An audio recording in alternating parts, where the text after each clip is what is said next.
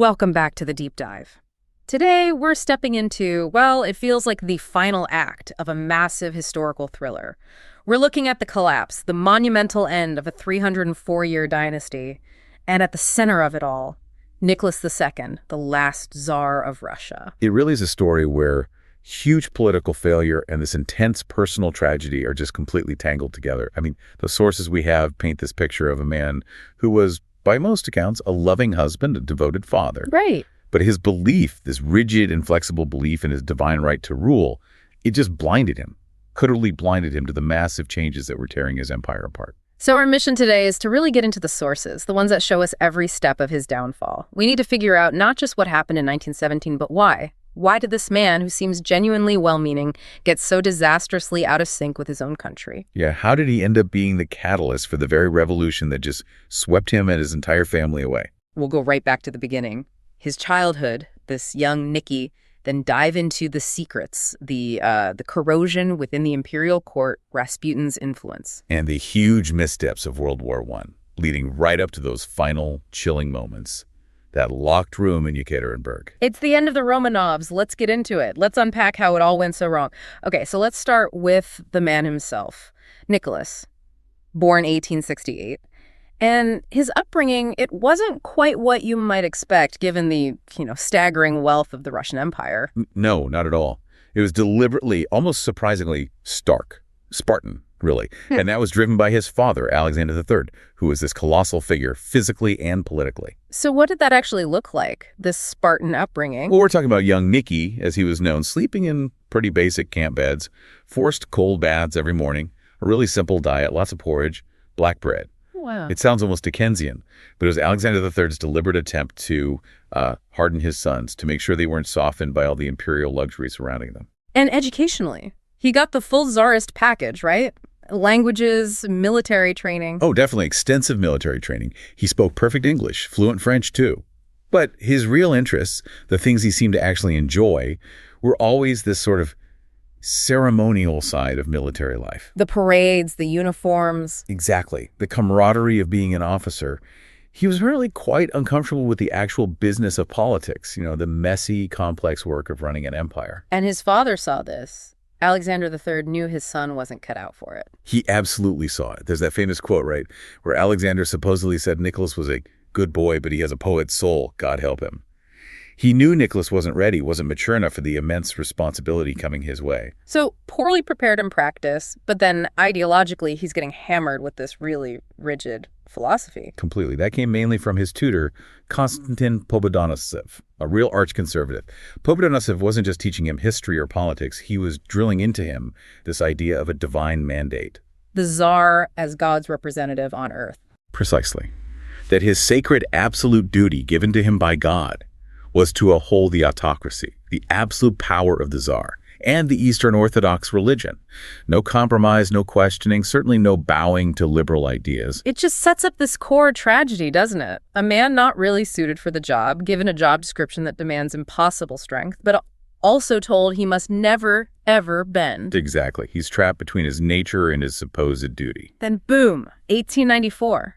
Alexander III dies suddenly. He was only 49. And Nicholas, just 26 years old, is Tsar. And he's terrified, utterly terrified. He apparently said to his cousin something like, "What is going to happen to me in all of Russia? I am not prepared to be a Tsar. I never wanted to be one."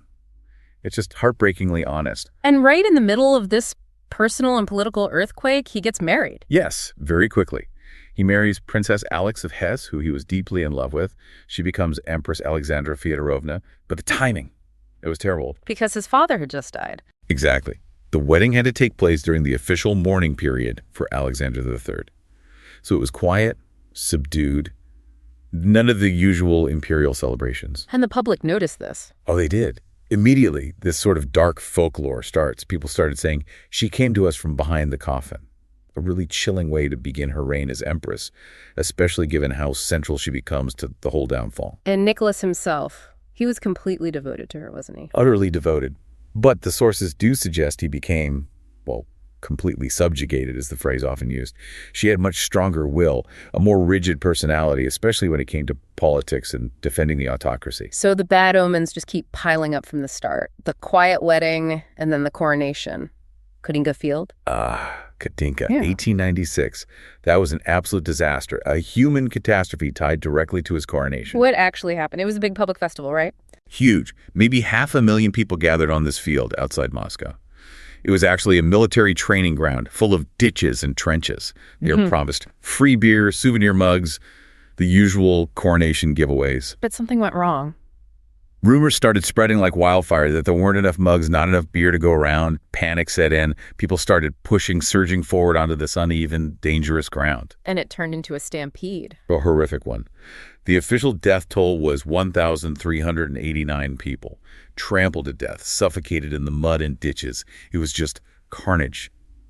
The Katinka tragedy. Just casting this shadow of blood over the very start of his reign. And then he made it so much worse. That same evening, he was scheduled to attend this glittering ball hosted by the French ambassador. His advisors, particularly his uncles, pressured him to go, saying it would be a diplomatic insult not to. And he went after all those people died. He went. And that single decision, that perceived callousness, it just cemented this image of him as frivolous and uncaring. It's where the nickname Nicholas the Bloody really took hold among the people. It showed this profound inability to connect with public feeling or maybe prioritize it over protocol. And politically, did he signal any change, any willingness to reform early on? Quite the opposite. Very early on, the Tver-Zemstvo, one of those local assemblies, cautiously approached him, suggesting maybe some modest constitutional ideas, thinking perhaps a new Tsar might mean a new direction. And Nicholas? Shut them down, completely flatly rejected it. He gave this speech, the Tver address, where he basically declared his absolute commitment to maintaining the principle of absolute autocracy as firmly and as strongly as did my late lamented father. So message received. No change coming here. No matter how much Russia might be changing economically or socially, the political system was staying frozen. Absolutely frozen, set in stone. Okay, so let's shift to the family tragedy. The one that really opened the door to Rasputin and everything that followed. After 4 daughters, the OTMA sisters Olga, Tatiana, Maria, Anastasia, they finally get their heir. Yes, Tsarevich Alexei, born in 1904, this huge moment of relief and hope for the dynasty's future. But it almost immediately turns into this devastating secret. Hemophilia. Exactly. Alexei had hemophilia B, the so-called royal disease, which Alexandra carried, having inherited it from her grandmother, Queen Victoria. And in an autocracy that desperately needed an image of strength and continuity, having an heir whose life constantly hung by a thread, it was unthinkable. So they kept it secret. Completely secret. A total state secret, basically until 1912. Think about that pressure. They're the absolute rulers of this vast empire, but they're completely powerless against this invisible inherited flaw in their own son's blood. And that desperation, that powerlessness is what leads them to Rasputin. It paves the way directly. Grigory Rasputin, this Siberian peasant, a holy man or starets, comes onto the scene around 1905, but really gains influence a bit later. And his power wasn't just charisma, was it? He actually seemed to help Alexei. That's the key. It wasn't just mystique. There was a specific incident in 1912 when Alexei had a really bad hemorrhage, near fatal. The doctors were, it seems, giving him aspirin, which we now know is a blood thinner, terrible for hemophiliacs. Oh. Rasputin was called. He prayed, told them to stop the doctor's treatment, specifically, it seems, advising against the aspirin, and the bleeding stopped. For Alexandra, already deeply mystical and desperate, this was proof. Proof of Rasputin's divine connection, his power to save her son. And he clearly had a calming effect on the boy, too. Yes, that seems undeniable. But the political cost, it was immense. Rasputin, this often coarse, ill-mannered peasant, starts wielding huge influence. He gets Alexandra's ear, and through her, Nicholas's. He starts recommending people for positions, interfering in government appointments. Filling the court with his own cronies. Essentially, yes. Sycophants. Opportunists.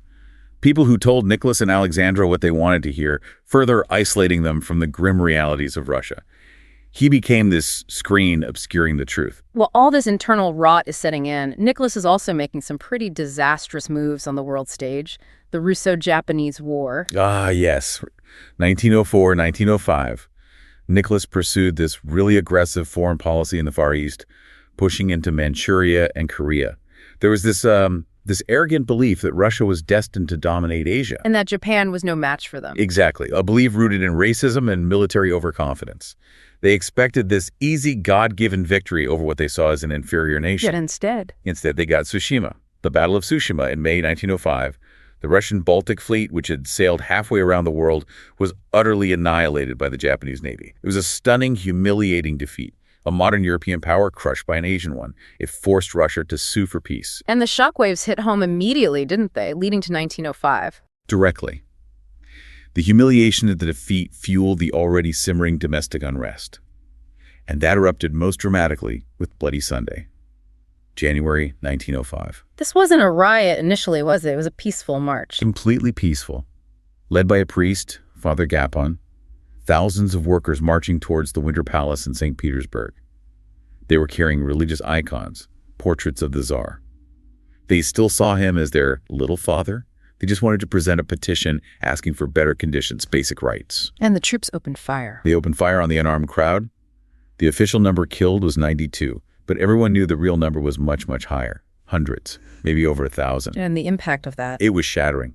It destroyed that mystical bond, that centuries-old idea of the Tsar as the benevolent protector of his people. Before Bloody Sunday, people might blame corrupt officials, bad landlords. After, they blamed the Tsar himself. He was now seen as responsible. You had figures like Ramsay MacDonald in Britain calling him a blood-stained creature and a common murderer. And Nicholas's reaction. His diary entry is quite famous, isn't it? Just, Lord, how painful and bad. That's it. Which again shows that strange disconnect. He seems personally horrified by the violence done in his name, but completely incapable of stopping it or changing the system that caused it because of his commitment to autocracy. The pressure becomes unbearable, though. The country is paralyzed by strikes. A massive general strike brings everything to a halt. The regime is teetering. Nicholas is finally forced, very reluctantly, to make a concession. The October Manifesto. Yes, October 1905. He signs this document promising basic civil liberties, freedom of speech, assembly, and, crucially, establishing an elected parliament, the State Duma. So a step towards constitutional monarchy. It looked like it on paper, but it absolutely wasn't a sincere conversion for Nicholas. He signed it under extreme duress, seeing it as a profound betrayal of his autocratic principles. And he started undermining it almost immediately. Almost instantly. Within months, in 1906, he issued the fundamental laws. These basically reasserted his supreme autocratic power. They stated explicitly that the emperor retained control over foreign policy, the military, appointing ministers, and crucially, the right to dissolve the Duma whenever he wanted. Which he did. Twice, very quickly. The first two Dumas were deemed too radical, too demanding, and he just sent them packing. It made clear that the Duma was just a consultative body, an advisory council, not a real legislature with power. His relationship with it was, well, poor is an understatement. It was hostile from the very beginning. Okay, so as we dig into why this crisis became unstoppable, it's clear Nicholas was ruling an empire that was just pulling itself apart, these deep structural fault lines. Exactly. Russia was this strange paradox. On one hand, you had incredible economic growth in some areas. Industrial output was booming, especially from the 1880s through to about 1910. Over 9% growth annually in some periods, largely thanks to ministers like Sergei Witt. Witt pushed railways, put Russia on the gold standard, really tried to modernize the economy. He did. But that created its own problems. This new industrialization was heavily concentrated in a few big cities, St. Petersburg, Moscow, Warsaw, Baku. It created this huge, relatively new urban working class, the proletariat. You're living in pretty terrible conditions, right? Exploited low wages, long hours. Absolutely. Cramped housing, dangerous factories. And they were becoming increasingly organized, increasingly radicalized. At the same time, the vast majority of Russia, maybe 80% of the population, were still peasants. And the agricultural situation was still backward. Very backward. Still dealing with the fallout from the abolition of serfdom back in 1861. Issues like land ownership, communal farming versus private plots. None of it was properly resolved. So you had this massive, discontented peasantry alongside a volatile urban workforce. A recipe for social explosion. Precisely. And the political system, Nicholas's insistence on absolute autocracy, provided no safety valve. There was no legitimate way for these groups to voice their grievances or seek change through the system. Because Nicholas saw any challenge to his power, any demand for representation as fundamentally illegitimate. Yes. It clashed directly with his Pobedonostsev instilled belief in his sacred duty. This put him completely out of step, not just with the workers and peasants, but increasingly with the educated elite, the professionals, even some of the nobility, who could see that reform was necessary. And this leads to his personal failings becoming so critical, his isolation. His isolation was profound. He was wary of strong, capable ministers. He seemed to fear they might overshadow him or try to usurp his power, so he often relied on favorites, on people who wouldn't challenge him. Like Rasputin, eventually. Rasputin is the ultimate example, but there were others. He preferred the company of his family, living in this bubble at the Alexander Palace. Sources consistently say he had no real clue about the real plight of Russia. He just didn't see it, didn't understand the depth of the problems. And when he did have to make decisions, his indecisiveness kicked in. Terribly so. His belief in autocracy meant he had to make the final call on everything. But his personality, his poet's soul, perhaps, made him naturally indecisive. He hated confrontation, hated making difficult choices. Which, in an autocracy, leads to paralysis. Or worse, wildly inconsistent policy. He'd agree to something one day, then change his mind the next after talking to Alexander or someone else.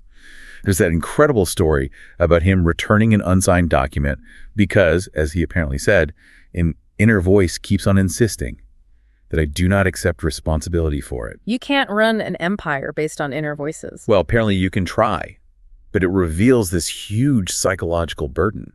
He felt the weight of responsibility, but seemed almost incapable of actually exercising it effectively. This distrust, this indecisiveness, it must have crippled anyone trying to actually govern effectively. Like Stolypin. Fyodor Stolypin, prime minister from 1906 until his assassination in 1905. He's such a key figure, maybe the last real chance the old regime had. He was a hardliner in some ways, crushing dissent after 1905, but he also had this big reform plan, right? The land reforms. Exactly. He used martial law quite brutally, the Stolypin necktie, referring to the hangman's noose. But his main project was ambitious.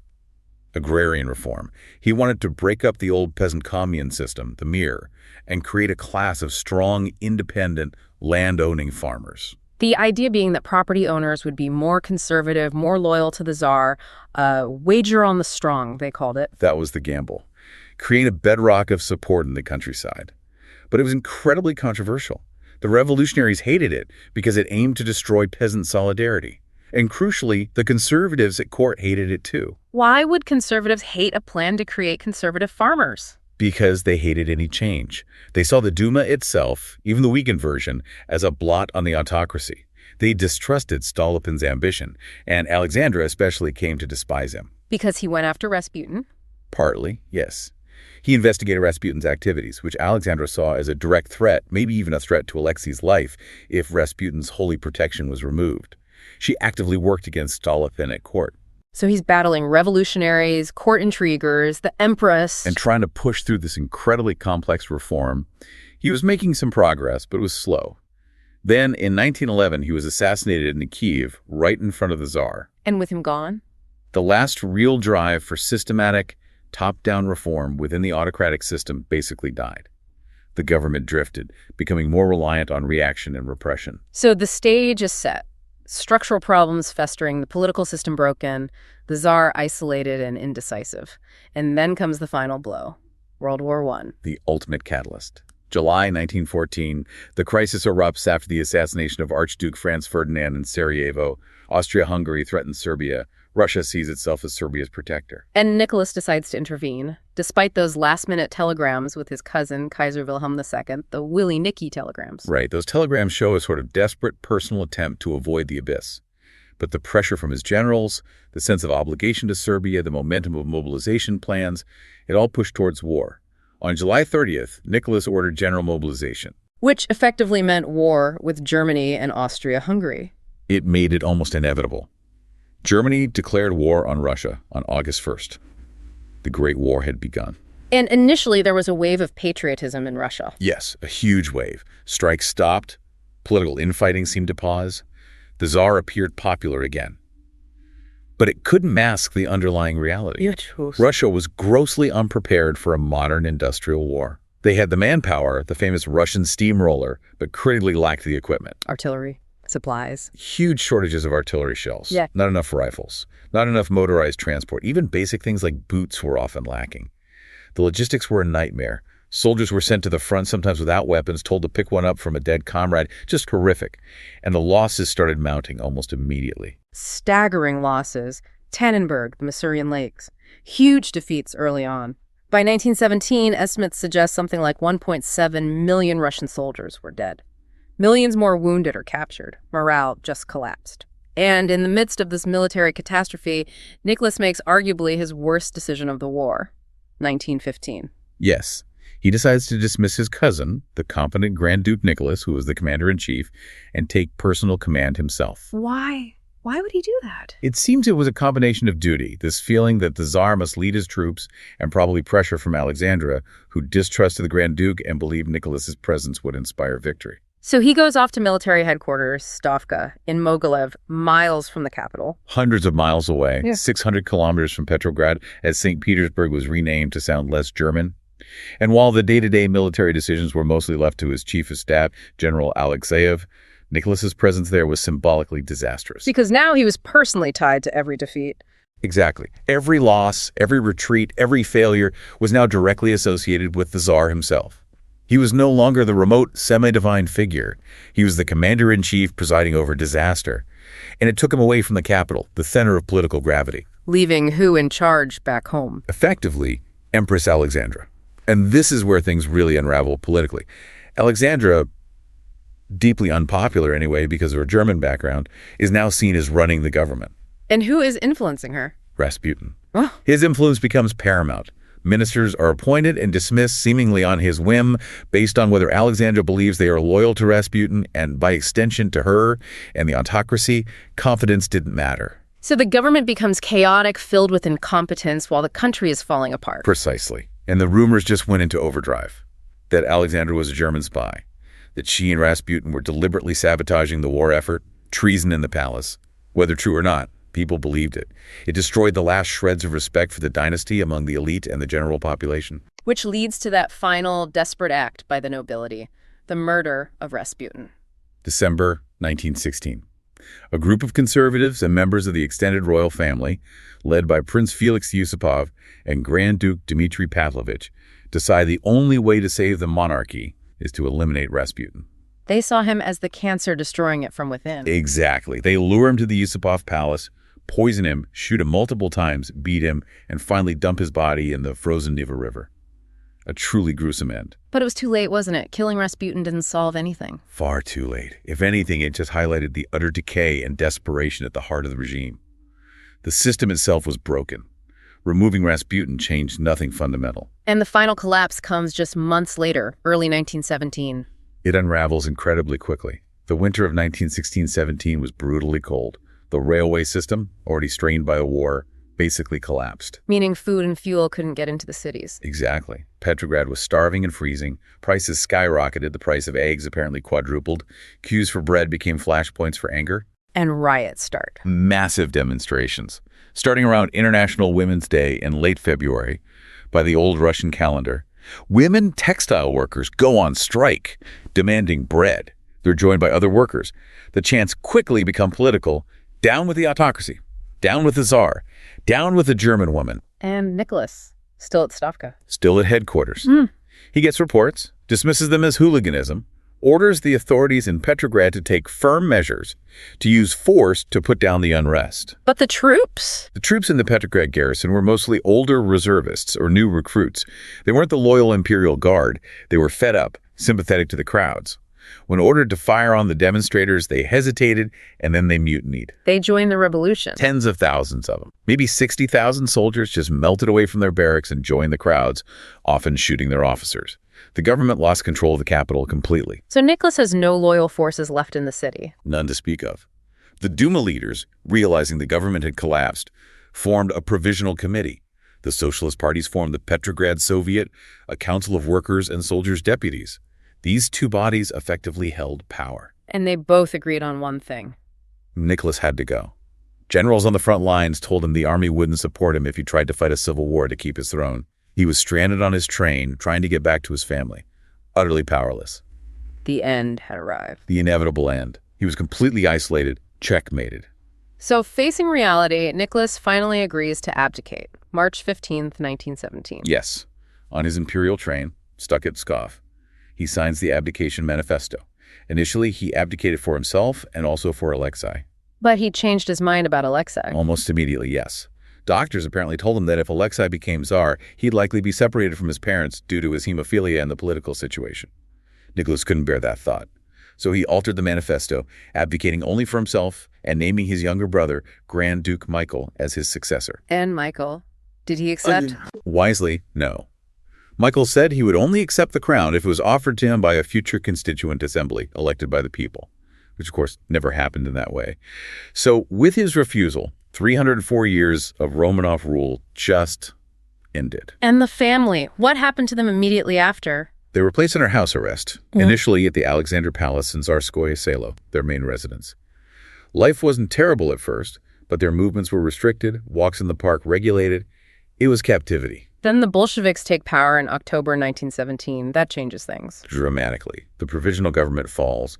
Lenin and the Bolsheviks are in charge. The Romanovs are now prisoners of a much more ruthless regime. For their supposed safety, but also to keep them under control, they're moved east, first to Tobolsk in Siberia. And it's during this time in captivity that they undertake this really incredible secret project, the jewels. It's astonishing, isn't it? Over months, Alexandra and her daughters painstakingly sewed diamonds, pearls, rubies, emeralds, the family jewels into the linings of their clothes. Corsets, undershirts. Even into Alexei's uniform hat. They managed to hide something like 1.3 kilograms of gems just on the daughters. It was clearly meant as a sort of escape fund, or maybe just insurance against robbery or hardship. It speaks volumes about what they feared was coming. Their final move comes in the spring of 1918 to Yekaterinburg. Yes. They're moved to the city of Yekaterinburg in the Ural Mountains and imprisoned in a requisition merchant's house owned by a man named Ipatiev. The Ipatiev house, ominously renamed by the Bolsheviks. A house of special purpose. That name alone tells you something. And conditions there became much harsher. How so? Windows were painted over so they couldn't see out or be seen. They had less freedom of movement within the house. The original guards were replaced by hardcore Cheka members. Yeah. The Bolshevik secret police, including some Latvians, and, significantly, former Austro-Hungarian prisoners of war who the local Bolshevik commander, Yakov Yurovsky, thought would be more reliable for the dirty work to come. And the decision to do that dirty work comes in July 1918. Yes. The Russian Civil War is raging. Anti-Bolshevik forces, the Whites, including the Czechoslovak Legion, are closing in on Yekaterinburg. The local Ural Soviet, the Bolshevik authority, fears the Romanovs could be liberated and become a powerful symbol for the Whites. So they decide to execute them on their own authority. Or did the order come from Moscow, from Lenin? That's always been debated. The official Soviet line for decades was purely a local decision.